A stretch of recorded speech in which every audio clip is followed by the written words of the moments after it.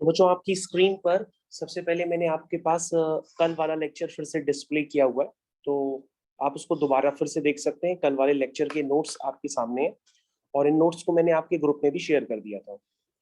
तो कल जो मैंने कंसेप्ट बताया था वो कंसेप्ट था आपके पास कोऑर्डिनेट बॉन्ड का, और मैंने आपको कंसेप्ट ऑफ हाइब्रिडाइजेशन भी आपको बताया था।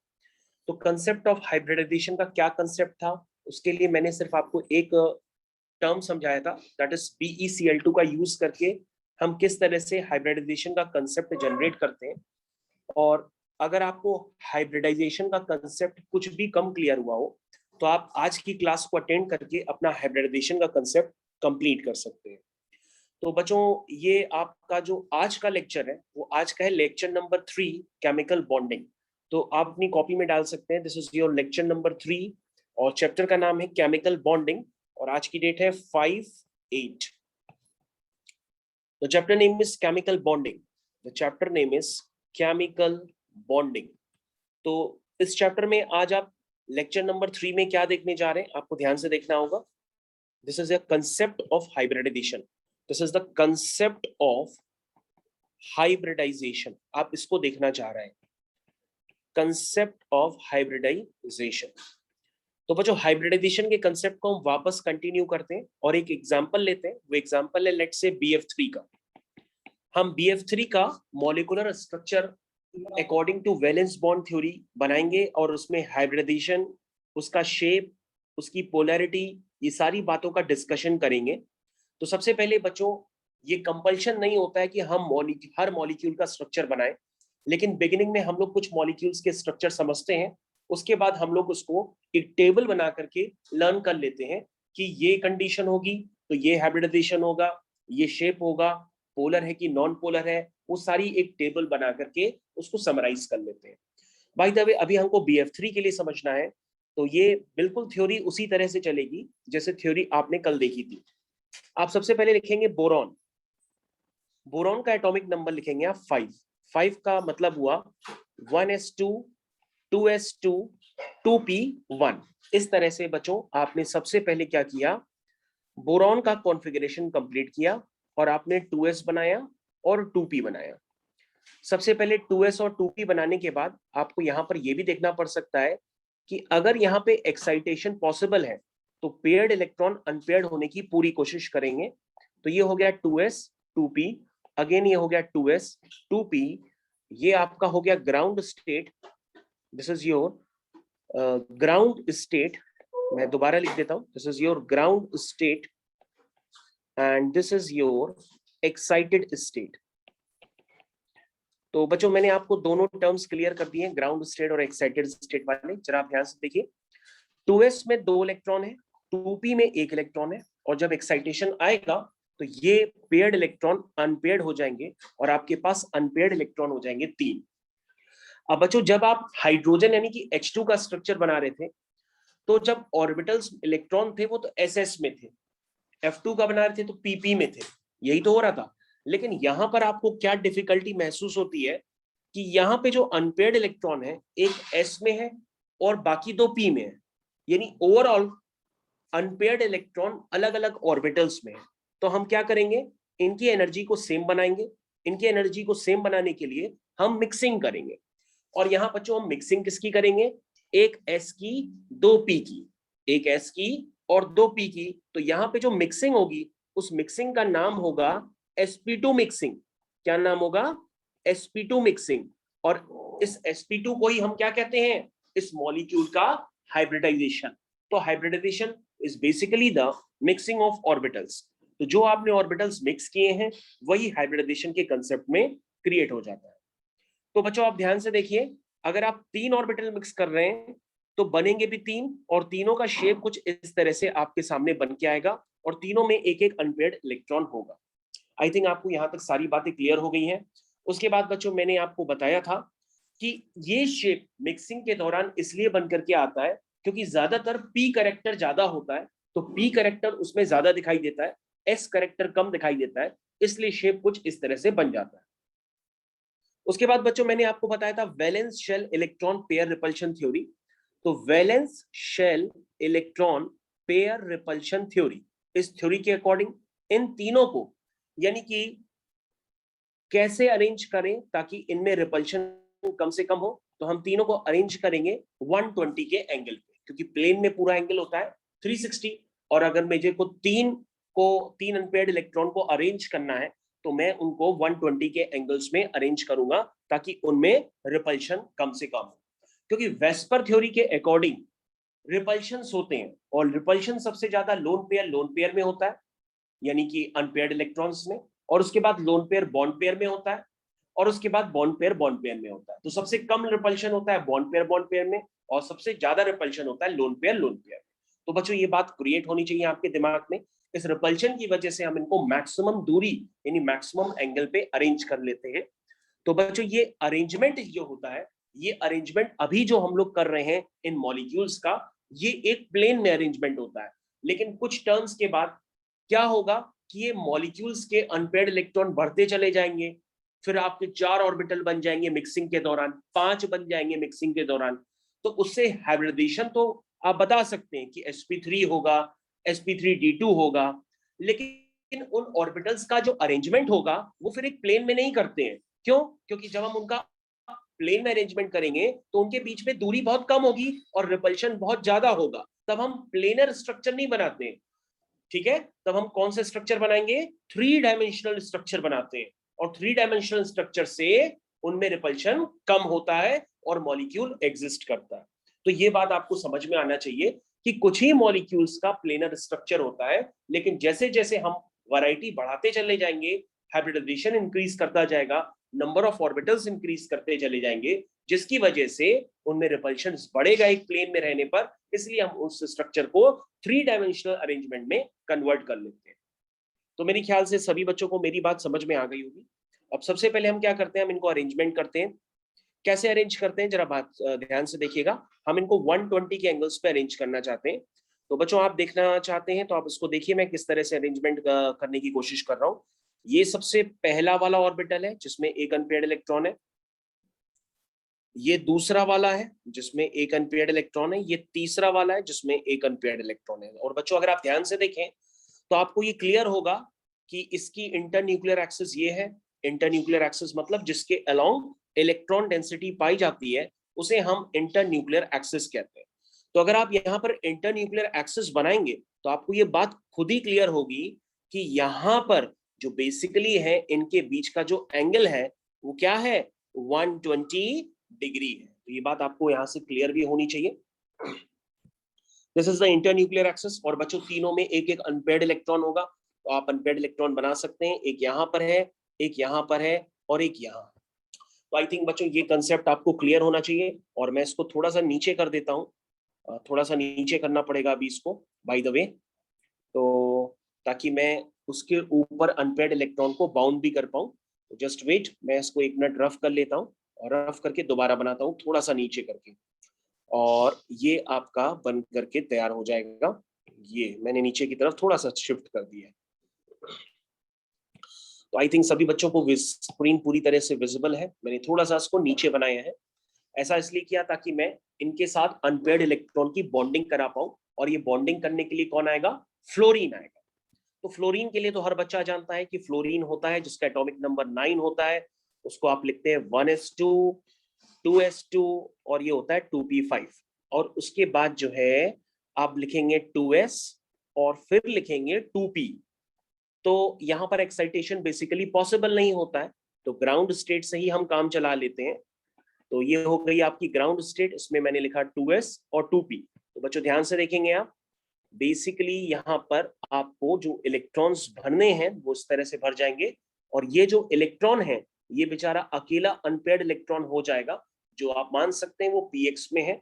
और ये अनपेयर्ड इलेक्ट्रॉन कितने फ्लोरीन के पास होगा? BF3 में 3 फ्लोरीन के मॉलिक्यूल्स हैं, तो तीनों फ्लोरीन के पास एक एक अनपेयर्ड इलेक्ट्रॉन होगा। तो पहला आप देख सकते हैं, पहला फ्लोरीन यहां से आएगा अपना px का अनपेयर्ड इलेक्ट्रॉन लेते हुए और इसके साथ बॉन्डिंग कर लेगा। फिर दूसरा फ्लोरीन यहां से आएगा, वो भी अपना अनपेयर्ड इलेक्ट्रॉन लेते हुए आएगा और यहाँ पर बॉन्डिंग कर लेगा। और फिर तीसरा फ्लोरीन यहां से आएगा, वो भी अपने पास अनपेयर्ड इलेक्ट्रॉन लेते हुए आएगा और यहाँ से बॉन्डिंग कर लेगा। तो बच्चों this is your neat and clean structure of, किसका स्ट्रक्चर है बच्चों? ये ये स्ट्रक्चर है आपका BF3 का। लेकिन आप इसको क्लियर कट समझना चाहते हो तो ये BF3 का स्ट्रक्चर कुछ इस तरह से है। आपने B बनाया है और आगे F है, यहाँ पे F है और यहाँ पर F है, और यहाँ पे जो बॉन्ड एंगल है वो 120 डिग्री है। बच्चों ये जो बॉन्ड एंगल है ये बेसिकली क्या है, 120 डिग्री है। तो बच्चों आपको ये पता होगा क्योंकि फिजिक्स में आपको वेक्टर्स भी पढ़ाया गया है और आपको बताया गया होगा कि वेक्टर्स में अगर 3 वेक्टर्स 120 के एंगल्स पे अरेंज रहते हैं तो उनका रिजल्टेंट क्या होता है। मेरी बात ध्यान से सुनिएगा, अगर 3 इक्वल वेक्टर्स 120 के एंगल्स पे अरेंज होते हैं तो उनका रिजल्टेंट क्या होता है, जीरो।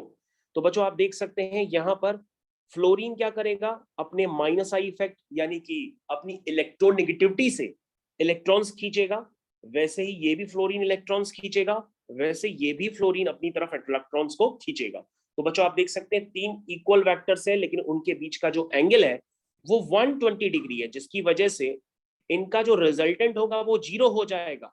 इन वेक्टर्स का जो रिजल्टेंट होगा वो जीरो हो जाएगा और ये मॉलिक्यूल बन जाएगा नॉन पोलर। क्या बन जाएगा, नॉन पोलर। तो आप समझ गए होंगे BF3 का जो मॉलिक्यूल होता है वो पोलर नहीं होता, नॉन पोलर होता है। और इसका जो शेप होता है बच्चों, इसका शेप अगर आप देखना चाहें तो शेप के लिए आप कुछ नहीं करेंगे, इस तरह से तीनों के वर्टिसेस आपस में ज्वाइन कर देंगे। तो एक बच्चे को रिमूव कर देता हूं, ठीक। तो एक बच्चे को मैंने रिमूव कर दिया परमानेंटली, अब वो ज्वाइन ही नहीं कर सकता है।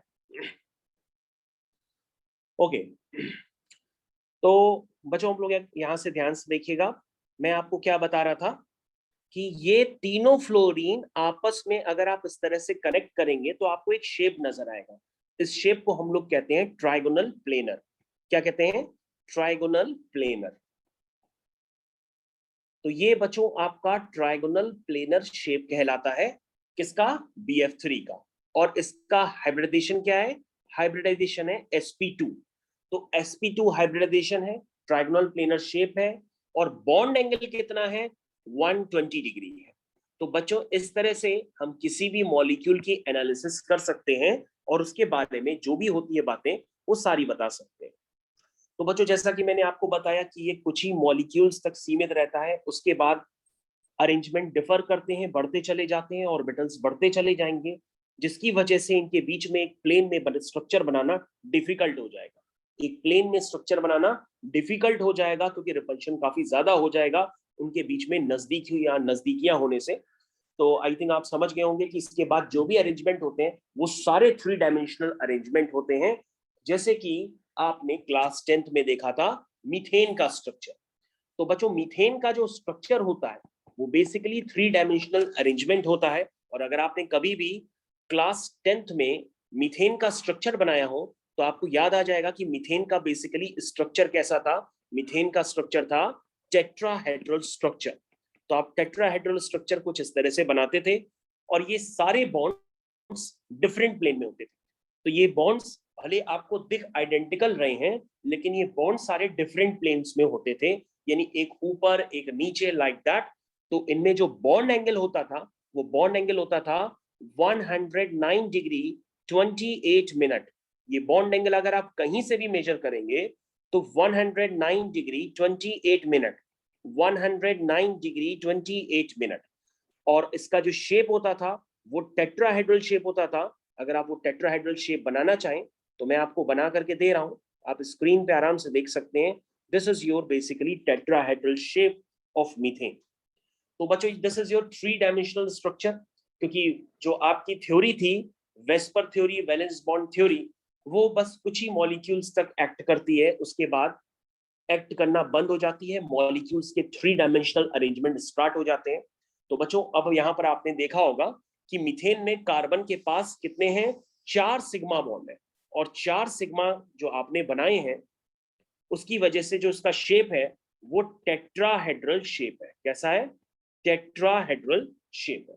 और बॉन्ड एंगल जो है वो 109 डिग्री 28 मिनट है। ठीक है, तो आई थिंक यहां तक आपको काफी सारी बातें क्लियर होंगी।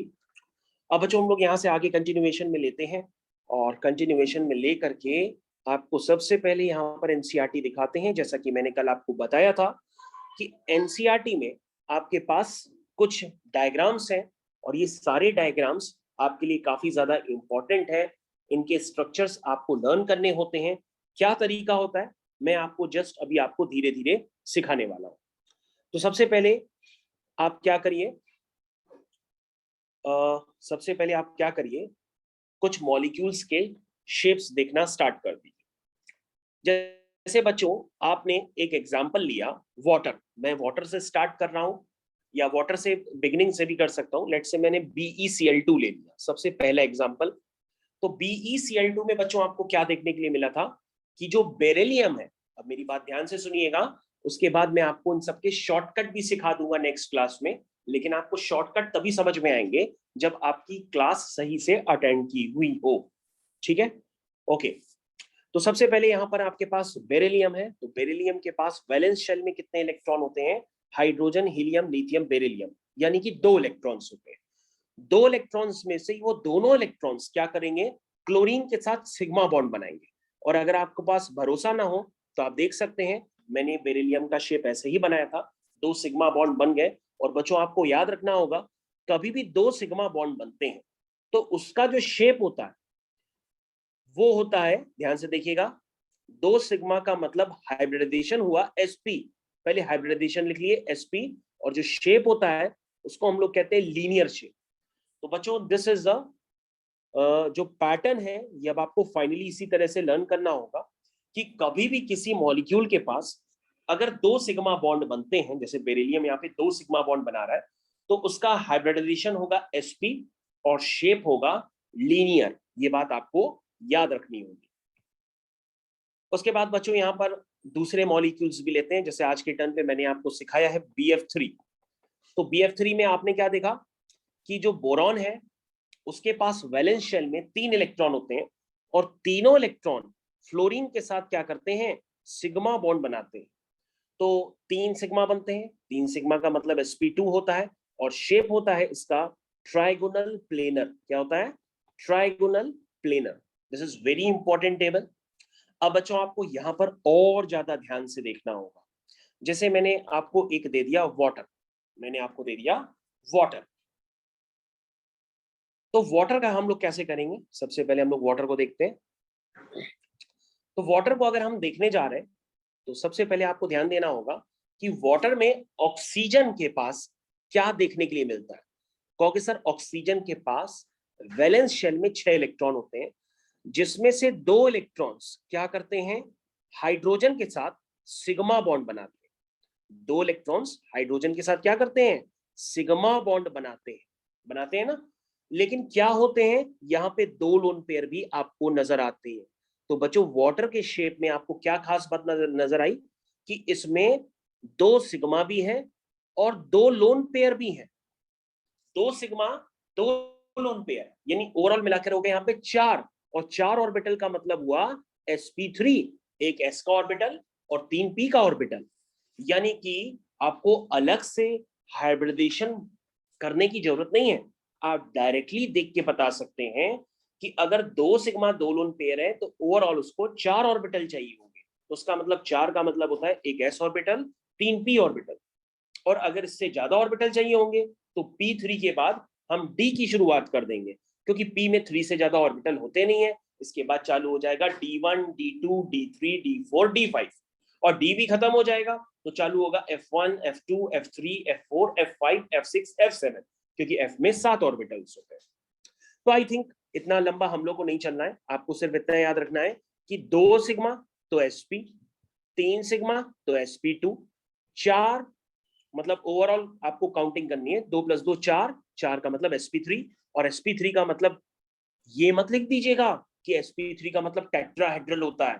टेट्राहेड्रल तब होता जब यहाँ पे चारों के चारों सिग्मा होते, लेकिन यहाँ पे 4 सिग्मा नहीं है, यहाँ पे 2 सिग्मा 2 लोन पेयर है।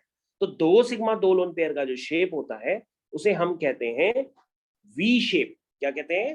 वी शेप, या उसको हम बैंड शेप के नाम से भी जानते हैं।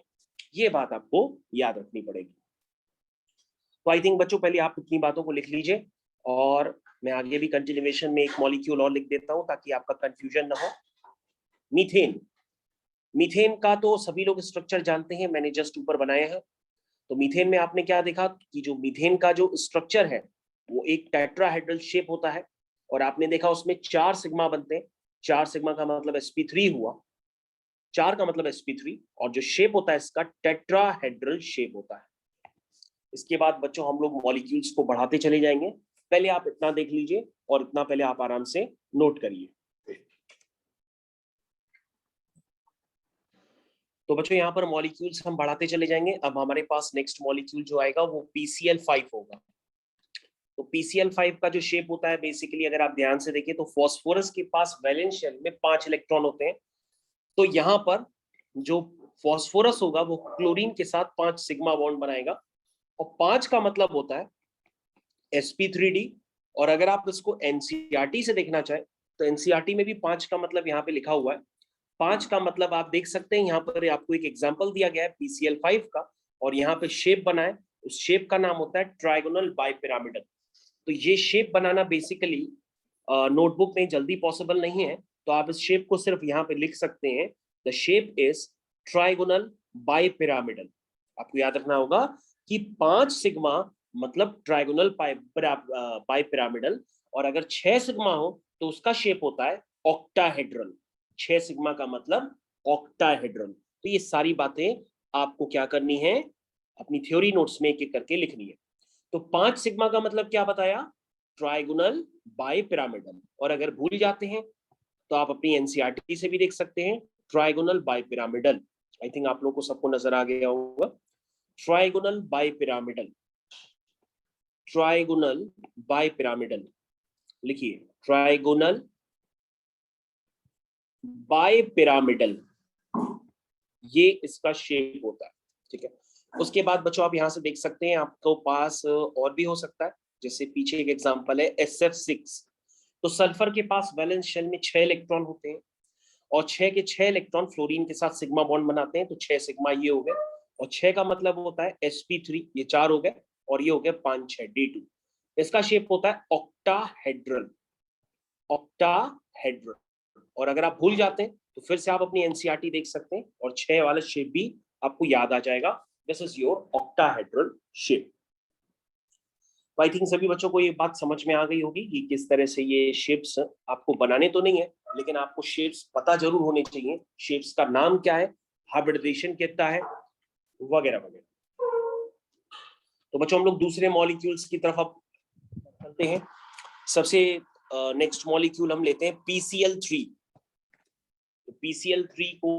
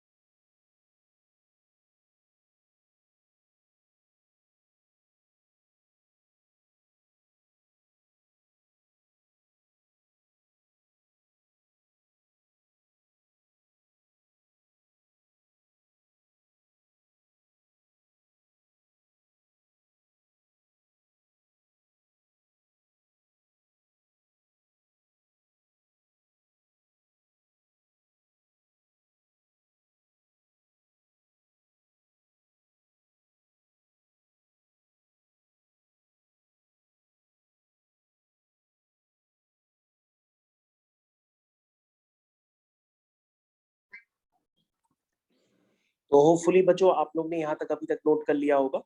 इसके बाद जो नेक्स्ट शेप आता है वो होता है ClF3। तो ClF3 में आपको क्या देखने पड़ता है? ClF3 में आपको देखने के लिए मिलेगा जो क्लोरीन है उसका एटॉमिक नंबर 17 होता है, यानी उसके वैलेंस शेल में 7 इलेक्ट्रॉन होते हैं।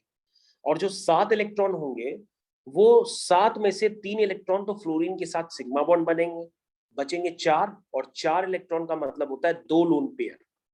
और याद रखना बच्चों, किसी भी के पास 3 सिग्मा 2 लोन पेयर जो होते हैं तो जो उसका शेप होता है वो टी शेप होता है, वो जो होता है वो टी शेप होता है। और 3 2 5 का मतलब हुआ sp3d। और अगर आप टी शेप बनाना चाहें तो ClF3 का जो शेप होता है वो बेसिकली कुछ इस तरह से बनता है, इसलिए हम उसको टी शेप के नाम से जानते हैं। This is your T shape.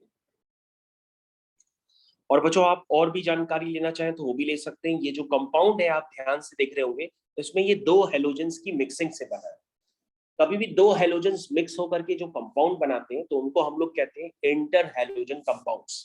तो ClF3 जो है बेसिकली वो आपका इंटर हेलोजन कंपाउंड है, इसको हम इंटर हेलोजन कंपाउंड के नाम से जानते हैं।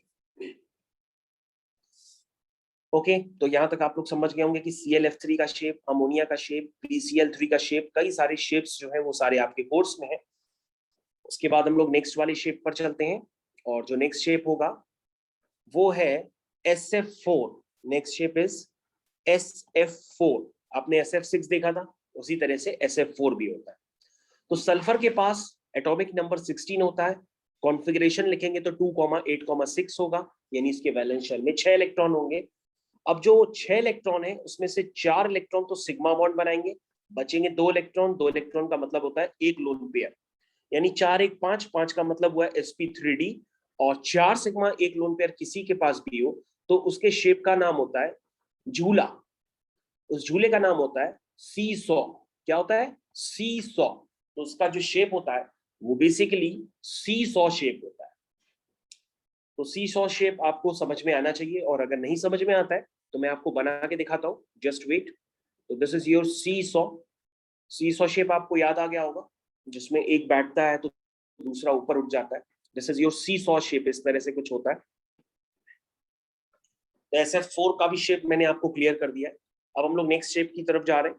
जो नेक्स्ट शेप है आपका वो है XCF2। XCF2, XC क्या होता है? जेनॉन होता है। तो जेनॉन क्या होता है? इनर्ट गैस एलिमेंट होता है। इनर्ट गैस एलिमेंट के वैलेंस शेल में कितने इलेक्ट्रॉन होते हैं? 8 इलेक्ट्रॉन होते हैं। 8 में से क्या करेंगे? 2 इलेक्ट्रॉन तो बनाएंगे सिग्मा बॉन्ड, बचेंगे कितने? 6 इलेक्ट्रॉन। 6 इलेक्ट्रॉन का मतलब 3 लोन पेयर।